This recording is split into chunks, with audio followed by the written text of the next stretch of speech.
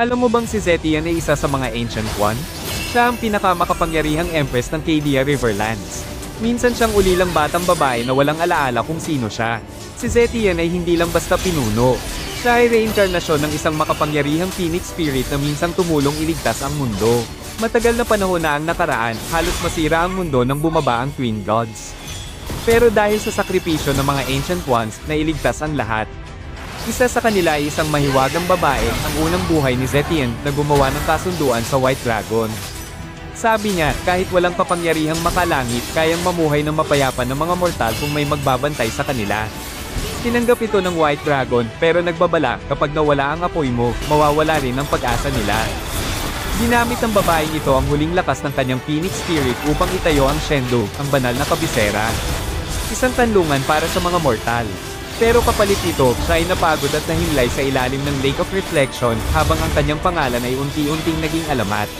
Makalipas ang maraming siglo, naganap ang isang matinding labanan sa pagitan ni Baksha, ang Mystic Tortoise, at ang muling isinilang na Black Dragon. Sa lakas ng kanilang banggaan, nahikayat nitong magising muli ang kaluluwa ni Zetian. Ngayon, bilang isang batang babae na walang alaala ng nakaraan, pinalaki siya ng isang simpleng mangangalakal na si Wu. Sa kabila ng kawalang malay sa kanyang pinagmulan, si Zetian ay lumaking matalino, matapang, at may malasakit. Nakipaglaban siya sa katiwalian, pinamunuan ng mga hukbo, at nagsulat ng matatalinong panukala. Tinawag siyang malupit ng ilan, makatarungan ng iba, pero hindi kailanman lumili sa kanyang layunin. Hanggang isang araw, habang nakatayo sa harap ng Lake of Reflection, hinaila siya ng tubig papasok. Doon niya narinig ang boses ng kanyang dating sarili, ang phoenix sa loob niya ay muling nagising. Naalala niya ang lahat, siya ang tagapagtatag ng Shendo, ang tagapangalaga, ang tunay na Imperatress. Sa pagbabalik ng kanyang alaala at ng suporta ng mga tao, umakyat si Zetian sa Phoenix Terrace. Namulaklak ang mga piyaniya sa bawat hakbang niya, at mula sa kanyang kamay, lumipad ang isang phoenix sa kalangitan. Hindi siya pinili ng mga Diyos, pinili siya ng mga tao.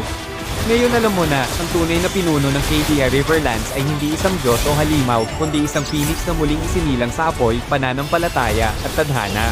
Hold merit and unbound benevolence, preserver of peace and prosperity, unfaded by time.